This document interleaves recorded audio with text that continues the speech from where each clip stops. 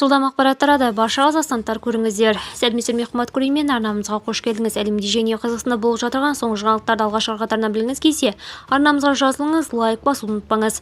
Қазақстанда декреттік жәрдемақыға шектеу қойылды. Қазақстанда жүктілікпен босануға байланысты төлемдерге шектеу қойылды. 2025 жылы 28 наурызда жарияланған бұйрық ресми жарияланған күннен бастап 10 күнтізбелік күннен кейін күшіне енеді.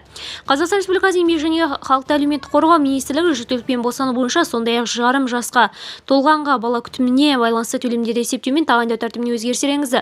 Бұл өзгерістер мемлекеттік әлеуметтік сақтандыру қоры активтерін мақсатты пайдалануға қамтамасыз ету және алаяқтық схемаларды болдырмау мақсатында қабылданды. Негізгі өзгерістер ішінде жүктілікпен босануға байланысты әлеуметтік төлемдерді есептеу кезінде енді орташа айлық табыс есепке алынады, бірақ бір ай үшін ең көбі жетті, ең төменгі жалақыдан аспауы тиіс. Жұмыс берушілердің санына қарамастан әлеуметтік тәуекел басталғаннан кейінгі аударымдар әлеуметтік төлемдерді есептеу кезінде есепке алынбайды.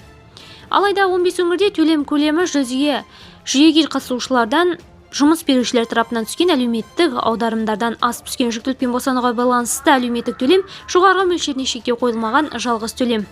Видеомыз кеңінен таралу үшін лайк басып жақындарыңызға таратуды ұмытпаңыз. Бізді бақылауды жалғастырыңыз.